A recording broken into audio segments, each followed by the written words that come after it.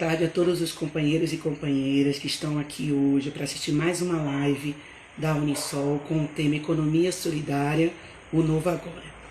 Eu queria iniciar essa live prestando toda a nossa solidariedade aos itabunenses, por essa última fala do prefeito atual, e que nesse processo de enfrentamento ao Covid coloque inclusive a vida das pessoas em risco. Saibam que nós do movimento social estamos juntos e vamos construir sim alternativas de enfrentamento, de fortalecimento desse movimento, principalmente nos municípios baianos. E hoje eu estou aqui com mais um convidado para falar sobre economia solidária, para pensar ações e estratégias para os municípios e articular também um novo normal, né, gente? O pessoal está falando muito de novo normal, dizendo que a gente vamos repensar as nossas posições, as nossas formas de discutir o desenvolvimento econômico. Então, a nossa ideia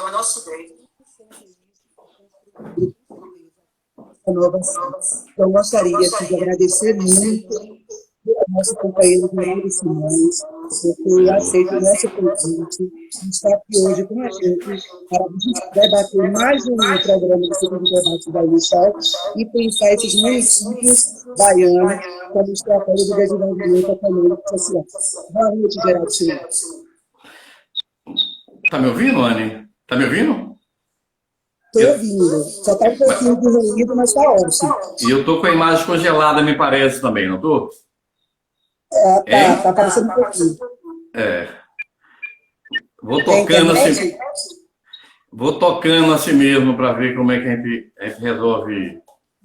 Como é que a gente resolve isso? Olha, primeiro, quero lhe falar da alegria e você ter me convidado. Você é Unisol para tratar de um tema tão importante, muito importante mesmo, e principalmente agora, nesse momento que nós estamos vivendo essa pandemia. Eu acompanhei o que você fez com Adroaldo, uma excelente live, e agradeço mesmo, repito, a você, Unisol, a oportunidade. Esse convite me fez a oportunidade de tratar desse tema, minha amiga. Muito obrigado. Nós que agradecemos. E assim, eu vou fazer já a primeira pergunta para a gente começar a explicar, né? Como é que você vê, Geraldo, a questão da economia solidária e do cooperativismo enquanto um instrumento de organização social e política e como proposta de remodelagem nesse modelo de desenvolvimento e economia para os municípios? Ô, Anne, veja bem, você ainda é uma menina, mas eu fui prefeito aqui em Itabuna a primeira vez, 93 a 96. E naquele tempo não tinha os programas do Lula. E você ouviu dizer, ou estudou, que desde a primeira eleição o Lula dizia que o sonho dele era ser presidente para que os brasileiros pudessem fazer 3 alimentações por dia, pelo menos. Tomar café, almoçar e jantar. Em Itabuna não tinha isso. Tinha bairros aqui, na condição de prefeito, que eu chegava na hora de almoço e não tinha cheiro de comida, porque a população não tinha renda. Eu estou dizendo isso porque eu sei que tem um público novo nos assistindo. E já tem mais de que... Tem quanto tempo que o Lula iniciou o governo? Foi 2003, portanto, 17 anos. Então tem muita gente que não viveu aquele momento de pobreza extrema e de fome que tinha no Brasil, que era muito grave, a ponto do nosso candidato dizer que o sonho dele era ser presidente para que cada brasileiro pudesse se alimentar 3 vezes ao dia. Qual é meu receio? É que a gente retorne àquele tempo. Eu estou vendo aqui a Fundação Getúlio Vargas dizer que a renda e o emprego vai cair para os níveis, vai cair 20% para os níveis que era em 2014 e que vai ter um desemprego profundo, um empobrecimento enorme da população. A Fundação Getúlio Vargas fala que a média de desemprego desse ano vai ser 18,7%. Então nós vamos ter que procurar alternativas para viver esse momento novo. A Revolução Industrial cumpriu esse papel, foi importante, mas não resolve essa situação que nós estamos vivendo. A ponto, o que eu fiquei muito alegre, é que a ONU reuniu seus quadros do mundo inteiro, professor e pesquisadores, incumbiu que ele fizesse um trabalho sobre a economia social e solidária. Daí a importância disso. Então acabou aquele tempo da gestão tradicional, acabou aquele tempo de ficar aguardando que os empregos venham de Brasília ou venham de Salvador. As cidades terão um papel enorme, muito grande mesmo, para trabalhar a economia solidária e social, de maneira que as pessoas tenham uma atividade, tenham uma renda, e nunca mais ninguém no Brasil volte para aquela situação de pobreza que nós vivíamos antes do governo Lula. Com certeza, Geraldo. A gente também vê a questão da economia solidária nesse processo de desenvolvimento econômico a partir dos institutos locais. Né? Então, não dá para pensar em economia como a construção de ações desassociadas do desenvolvimento social. Né?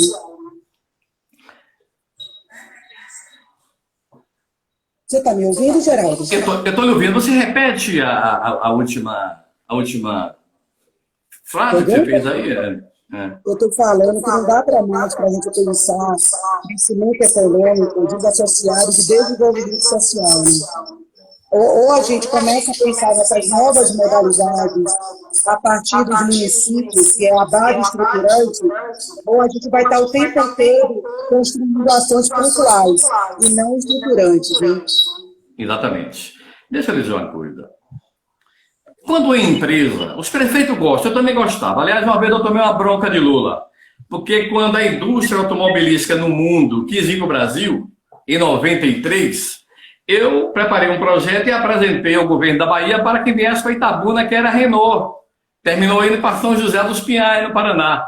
E Lula me chamou e disse, rapaz, por que você, ao invés de ficar apoiando a vida de uma grande empresa, você não vai apoiar os pequenos? Isso em 94 ele me falou isso.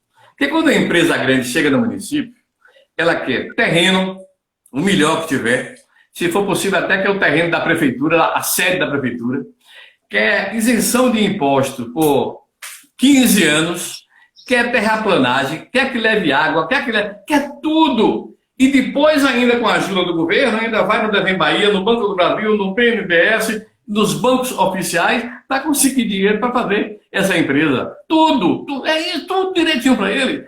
E por que também os governos não trabalham parceria com a economia solidária, com associações, com a CIPs, com cooperativa? Por que não? Por que não? Aliás, eu quero dizer que fiquei muito contente com essa decisão do Rui Costa e o secretário Josias de encomendar a agricultura familiar, a economia solidária, pequenas empresas, a confecção de 9 milhões de máscaras para enfrentar a Covid.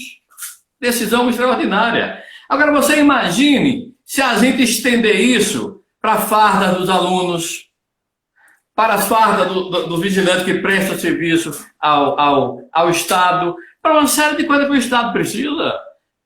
A gestão coletiva nessa empresa, criar um clima solidário, um companheirismo que não tem hoje. Hoje é na onda da competição e no individualismo que você está vendo que não resolveu muita coisa no nosso planeta nem no nosso Brasil. Eu acho que esse caminho é importante, muito importante mesmo, minha amiga. Como é que você tem visto esse processo de pandemia e esse plano de reestruturação econômica dentro dos municípios, né? Nós estamos num processo de calamidade e aí a gente já sabe que o ano que vem vários municípios estarão quebrados, né?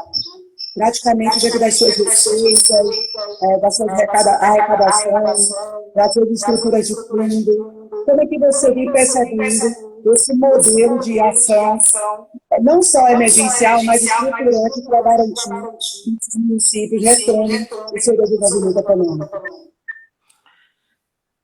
Eu queria primeiro dizer que a Covid, ela atinge as pessoas de maneira diferente. Hoje eu vi uma pesquisa em São Paulo, que as áreas mais no centro da cidade, onde moram as pessoas com maior renda, o percentual de contágio é de 6,5%. Mas quando você vai onde mora o assalariado, o subassalariado, a pessoa da periferia, da comunidade, é 16%. 2,5 vezes mais. A Covid pega as pessoas de forma diferenciada. Aí quem mais sofre são as mulheres, os povos indígenas, pessoas com deficiência, comunidades marginalizadas, os jovens, pessoas com contratos precários e pessoas da economia informal. Isso aí é a turma que mais sofre nessa pandemia.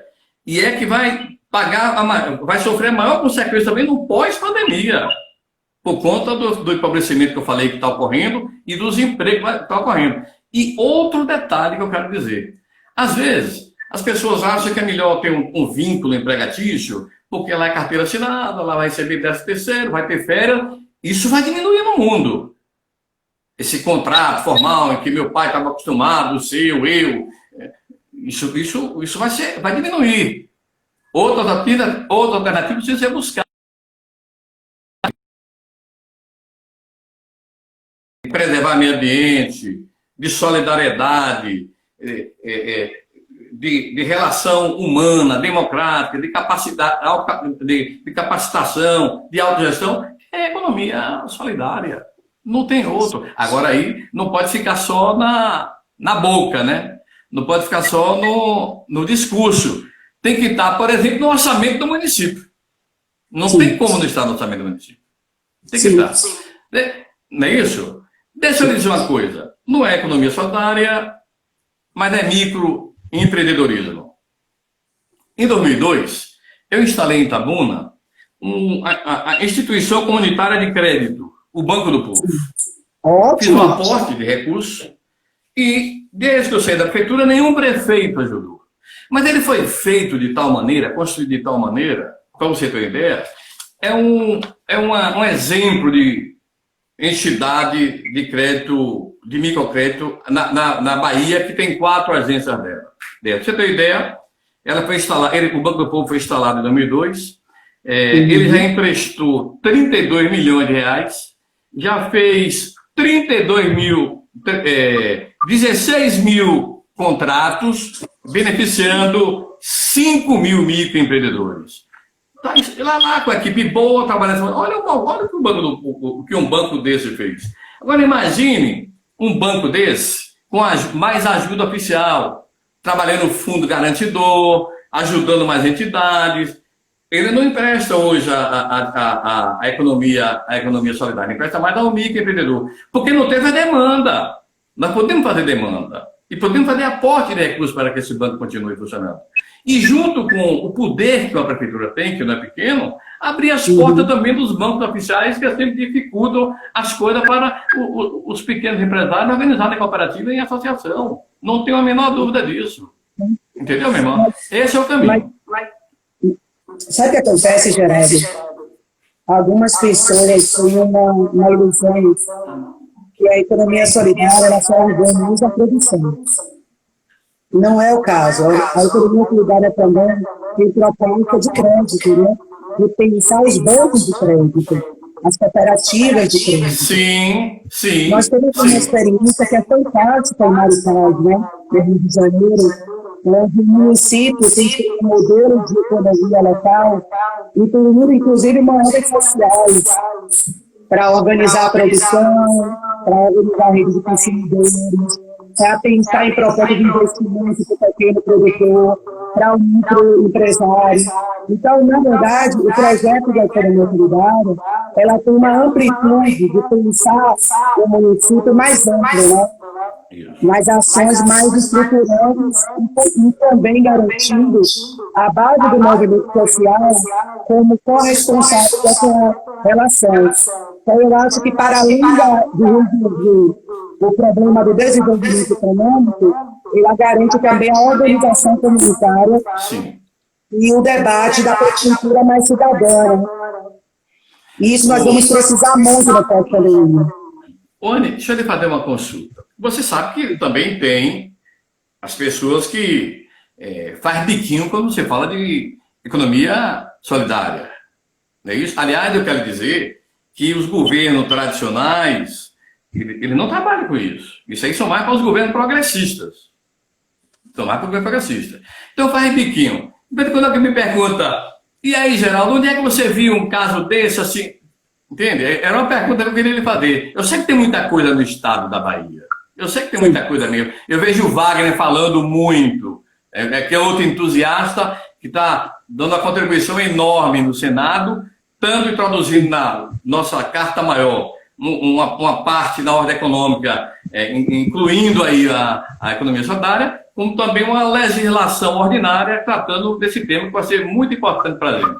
Então, eu quero que você me ajude a argumentar com esse povo, na hora que fizer o biquinho para mim, o que é que eu vou dizer, viu? Me diga. Certo.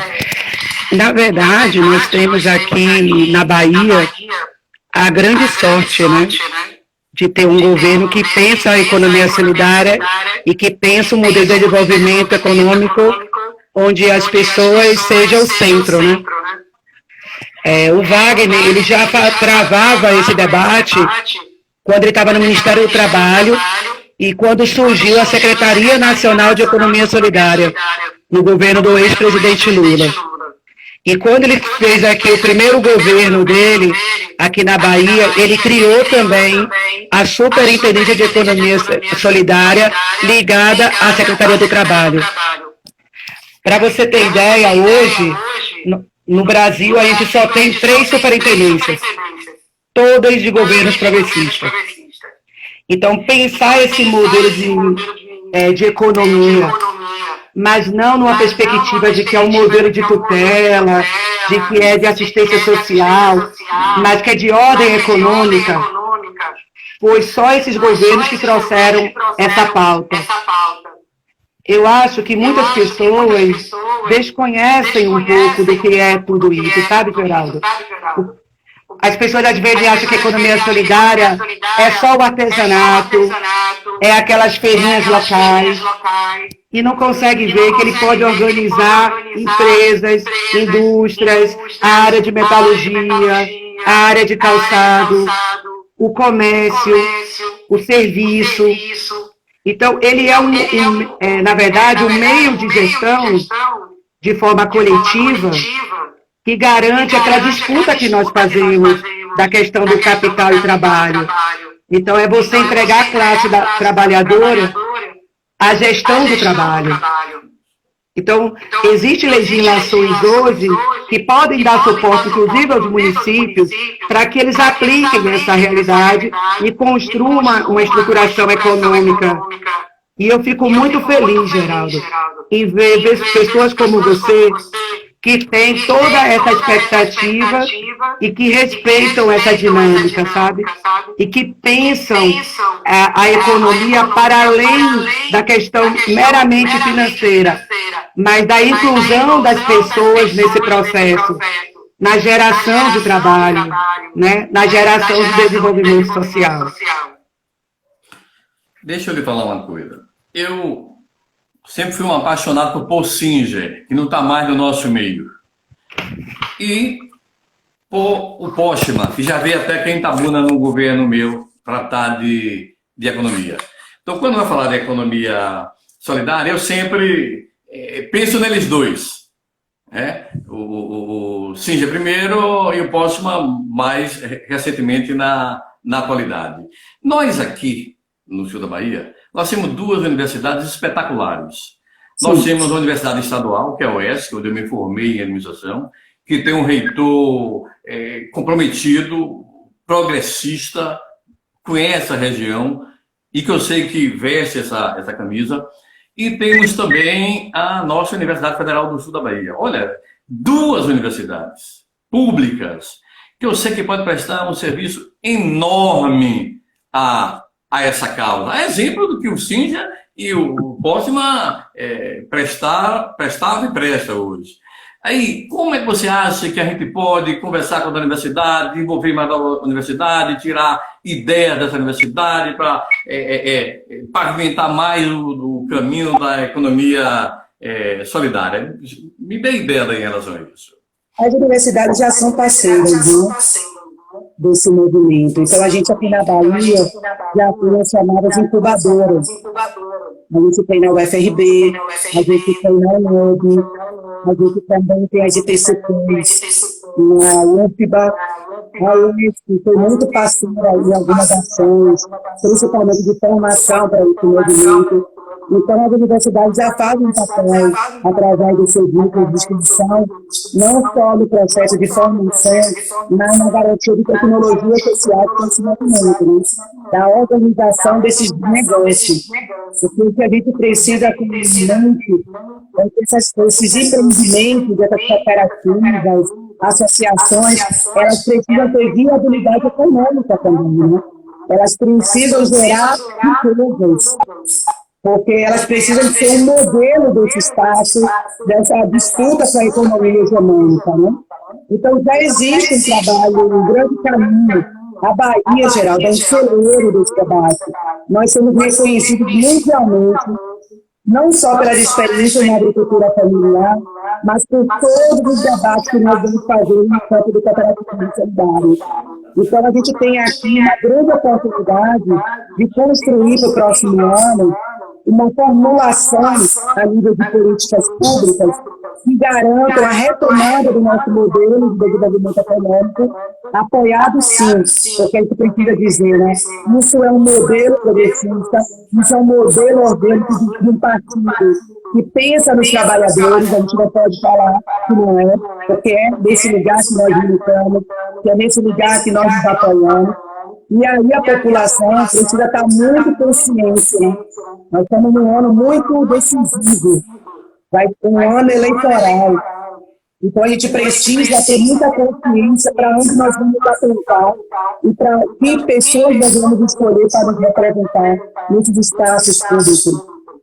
E a economia solidária acredita em projetos de pessoas como você, que tem não só a ideologia de pensar uma sociedade transformadora, mas também o respeito pelas pessoas, pelo desenvolvimento local, né, pelos municípios, de pensar o município não só através de um olhar, mas na construção coletiva, na construção participativa, porque nós vamos precisar dessas pessoas para realmente fazer esse enfrentamento pós-pandemia. Não vai ser fácil, mas eu tenho certeza que a gente tem o poder, né, de construir e de escolher, né, pessoas coerentes com a sua luta para que a gente possa sair dessa.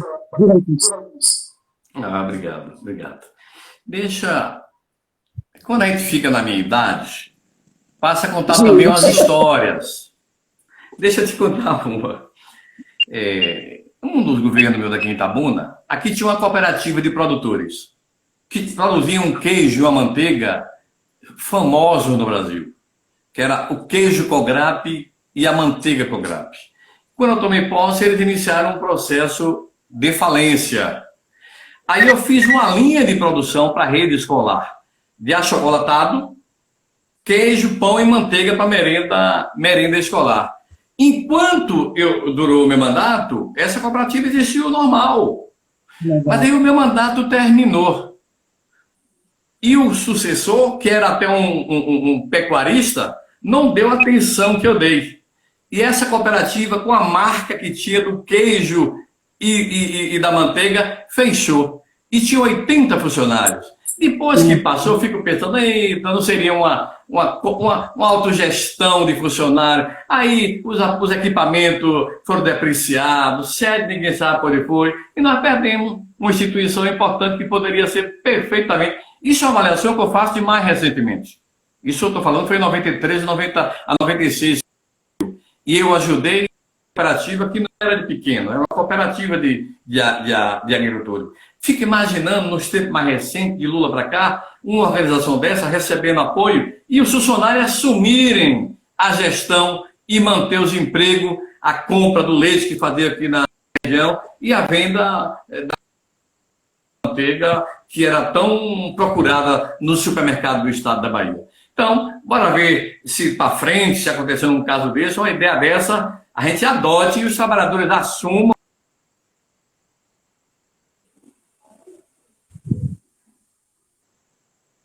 o artesanato, para fazer o doce, o licor. Não é só isso. Com certeza, nós vamos além disso e vamos ter a oportunidade, e nesses momentos de crise, principalmente, de mostrar a importância da economia solidária. Tem um debate acontecendo, Geraldo, a respeito da renda básica universal, né? Sim. Não sei se você deve estar acompanhando de perto isso, e, inclusive, em alguns municípios, vem se pensando em constituir a renda básica a partir da moeda social, né? Porque também um dos nossos grandes desafios é como é que a gente pode fazer a economia circular através dos circuitos locais, dos pequenos circuitos.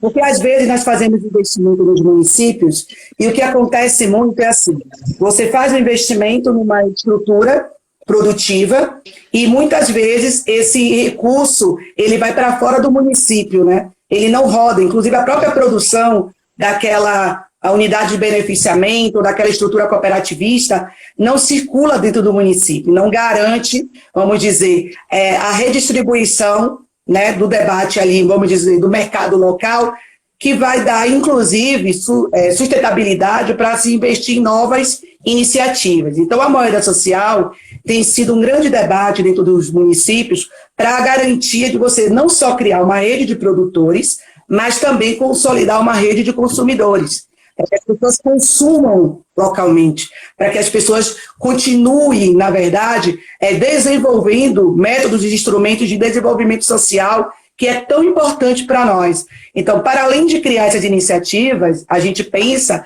que é importante também criar circuitos que garanta que os consumidores locais sejam movimentados para também usufruir, né, desse debate da produção, que não é uma produção qualquer, né? A gente faz o debate de uma segurança alimentar, um debate de uma produção agroecológica, muitas vezes, né, em alguns empreendimentos, de uma produção que favorece mulheres, que favorece jovens.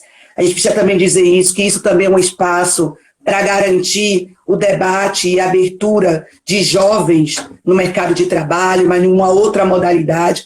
Eu digo para você, eu nunca trabalhei formalmente, viu, Geraldo? Eu sempre trabalhei na economia solidária. E eu me sinto muito orgulhosa por ter escolhido isso. A economia solidária não só me deu um lugar para produzir, para me reconhecer enquanto ator social, enquanto mulher, enquanto ator político, porque a gente também começa a discutir mais, né, o que nós queremos enquanto sociedade, mas também me inspirou a estudar, a procurar uma universidade, para que eu pudesse não só ser o agente da produção, mas também ser o agente formador de políticas, né, para a minha base. Então, é um lugar que inspira o ator, né, as pessoas a serem muito mais que meros produtores, mas na garantia também de saber qual é o seu lugar numa sociedade e que muitas vezes é tão perversa, né? Nós estamos vivendo momentos tão difíceis. Eu queria até que você falasse um pouco sobre isso.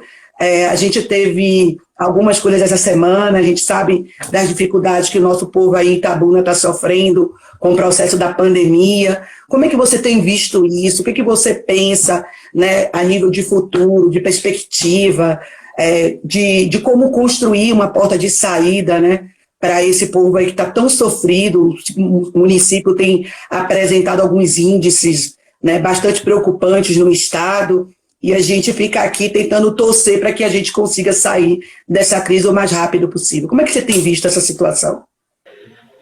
Deixa eu te falar, muito grave de fato a situação em Itabuna. Ela, pra você ter ideia, tem 213 mil habitantes de Itabuna. Ela está com quase 13 mil casos, e morte a segunda do estado. Primeiro é Salvador, uma cidade com 3 milhões de habitantes, mais 3 milhões de habitantes em Salvador. Itabuna é o segundo. Não está boa a situação em Itabuna. Nós somos o 8º secretário de saúde ao longo dessa gestão. 8º. Os leitos clínicos quase 100% ocupados, o UTI quase 100% ocupado, e não tem uma política do município para enfrentar a pandemia. Não tem. Foi só decretar o fechamento, que depois quis abrir, o Ministério Público proibiu que abrisse, e está nessa crise. Hoje, a imprensa está divulgando uma frase infeliz do prefeito, que é uma pena, mas pior do que a frase é o comportamento dele ao longo desses quase 100 dias, que pouca coisa foi feita na nossa cidade. Então, nós estamos precisando e está ajudando de muita ajuda do governador do estado, que está trabalhando muito, todo mundo está vendo, para superar a situação difícil aqui em Itabuna. E não é lojas pequenas, não. Os grandes supermercados de grupo multinacional, os bancos que se preocupam um pouco com isso. Teve teste aqui agora em Itabuna, teve muito escape coletivo nos bancos e nesse supermercado. Supermercado, repito, que tem suas matrizes no exterior. Grande loja de supermercado. Só para você ver como é que está. Na minha avaliação, nós vamos superar isso muito com a ajuda de Deus, mas tem que preparar o depois. E o depois é melhorar um serviço de saúde que muita gente zombava, que é o SUS, que está com seus investimentos congelados depois da PEC do fim do mundo, aprovado no governo Temer, e que nós votamos contra essa PEC, congelar os gastos de saúde, de educação e assistência social por 20 anos, isso é um absurdo. Isso está atrapalhando a gente, nós vamos ter que mudar essa PEC. Mas o que eu quero dizer é que esse SUS, que algumas pessoas criticavam, é quem está salvando as pessoas hoje. Eu só queria fazer um comparativo do SUS da gente com os Estados Unidos, que não tem plano de saúde, lá tudo é privado, para ver o desastre que está acontecendo lá.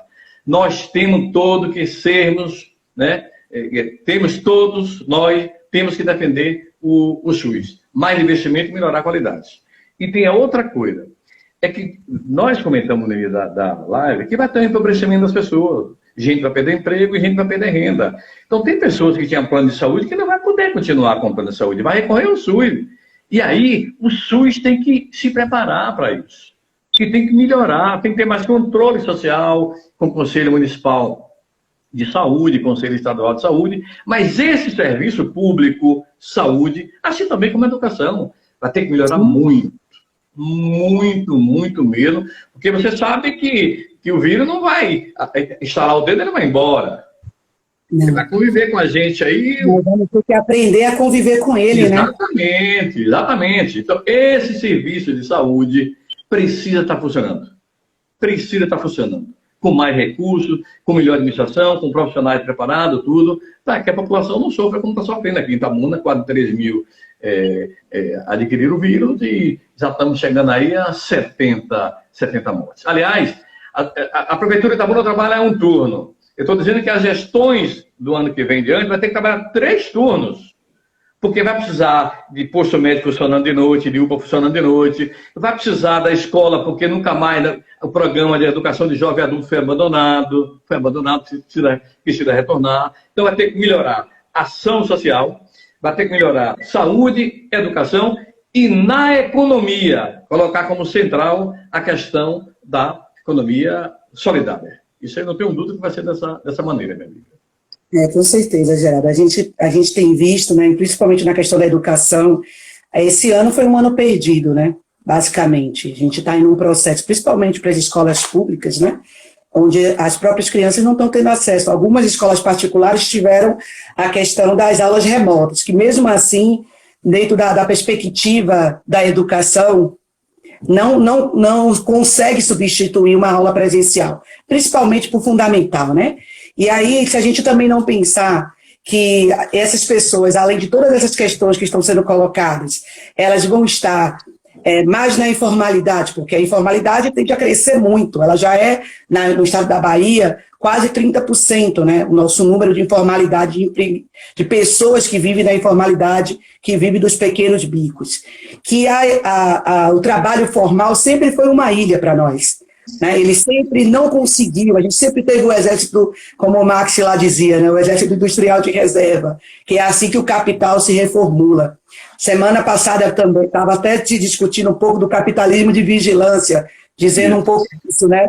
De que o capitalismo ele vai se reproduzindo dentro da própria engrenagem, construindo outras formas de precarização do trabalho para garantir e continuar precarizando e tirando o direito de trabalhador.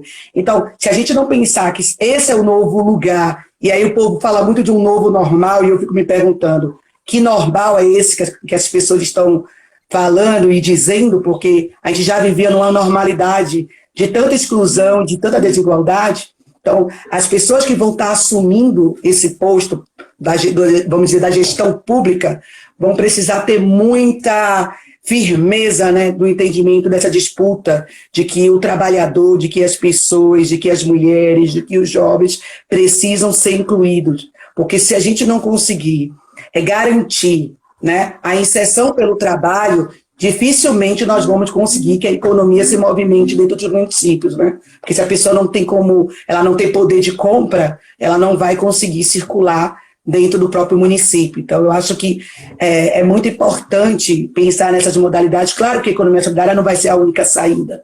A gente vai ter que pensar nas ações também para o empresariado, né, para aqueles pequenos também que estão lá no comércio. A gente conhece Itabuna, Itabuna é muito grande o comércio de Itabuna. Pensar também que o setor de serviço vai aumentar muito. A questão da uberização está aí, né? Esses debates de terceirização dos trabalhadores. Então, aliás, por você ser uma pessoa tão comprometida com esse debate. Falar em uberização, eu queria aproveitar a audiência dessa live para falar daquele movimento extraordinário que teve ontem, dos entregadores da PP. Nossa. É como Lula diz, trabalhador sem direito não é trabalhador, é escravo. Foi frase de Lula. Ele fala família curta acima, que tem um significado profundo. E fizeram aquele movimento bonito no Brasil inteiro, principalmente nas capitais, e tiveram apoio da sociedade. Sim. Tiveram apoio da sociedade. Porque essas empresas que trabalham nesse ramo ganham muito dinheiro. Aí o entregador de bicicleta, de moto, vai passar o dia inteiro trabalhando para, no final do mês, ganhar mínimo do salário mínimo, sem direito nenhum. Aí inventaram o nome bonito, empreendedor. Empreendedor de quê? Empreendedor para ganhar quanto? Empreendedor com quais direitos? Entende? Então, foi um movimento bonito. Eu que estava acostumado a ver greve de metalúrgico, de bancários, de servidores públicos federais, no município do estado, ou de motorista, ontem vi aquela coisa bonita, vi a greve dos empreendedores, como eles chamam. Muito bonito, viu? Quero falar da minha satisfação e alegria. E outro detalhe, da sua manifestação para melhorar as condições de trabalho e salário, eles também se manifestaram contra o fascismo. Em tudo quanto é lugar, se manifestaram contra o fascismo. Eu fiquei alegre e contente. Aí peço desculpa a você por colocar esse tema em nossa live da economia solidária. Perfeito.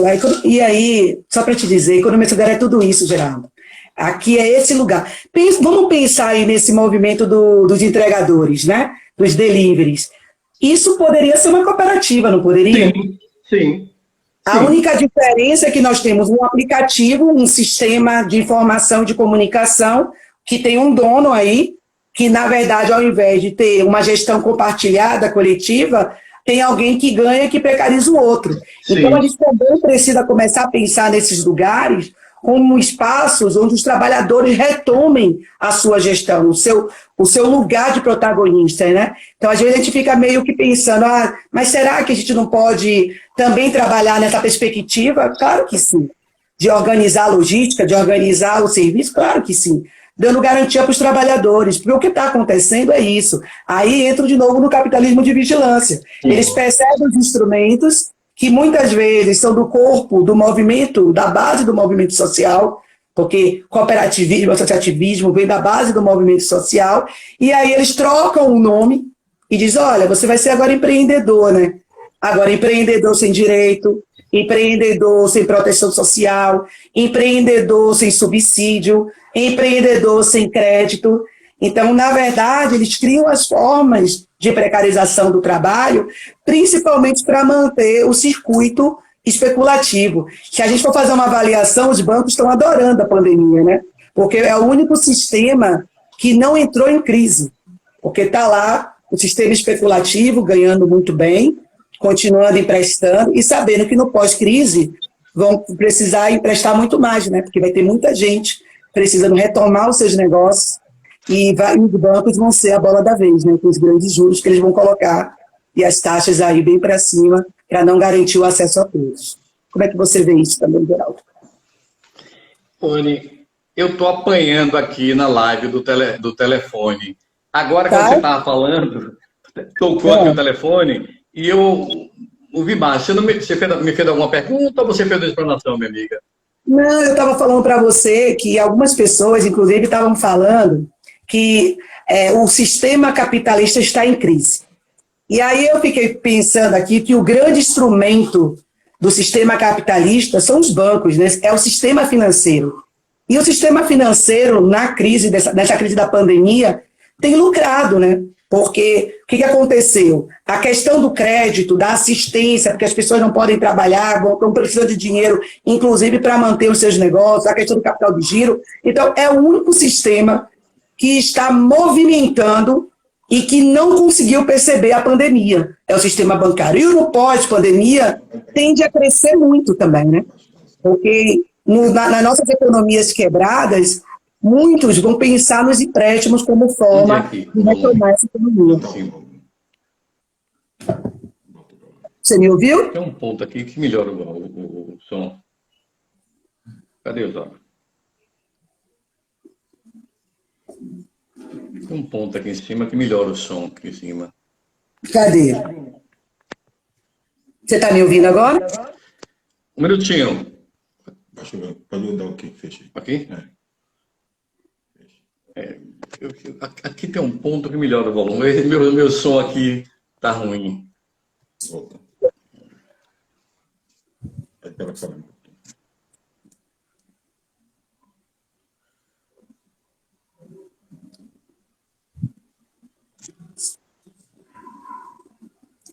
Mas, na verdade, Geraldo, o que a gente estava querendo de você agora, já que a gente está com 45 minutos de live, era que você fizesse suas considerações finais, falasse para os municípios, principalmente para Itabuna, né? Você é filho aí de Itabuna. Como é que a gente vai pensar esse pós-pandemia, o novo normal, esse novo agora, e fazendo suas considerações finais para que a gente possa ir finalizando a nossa live, já deixando todo o agradecimento da Unisol a você pela participação, e queremos fazer mais live com vocês, viu?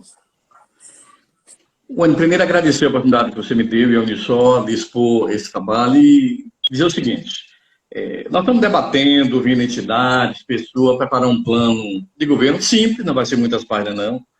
Agora, eu vou precisar muito da ajuda das universidades, porque a gente tem desejo, tem vontade, tem projeto, mas eu preciso ouvir as ideias das universidades, essas duas universidades públicas, principalmente. E acho que não devemos abrir mão do orçamento participativo. Não devemos. O prefeito, por mais bem intencionado que ele seja, ele vai discutir um orçamento para uma cidade de mais de 200 mil habitantes, ele termina indo boa parte pela cabeça dele. A gente tem que abrir para o orçamento participativo. E uma boa parte do orçamento do município precisa ir para atender essa situação nova que nós estamos vivendo e vamos continuar vivendo um bom tempo.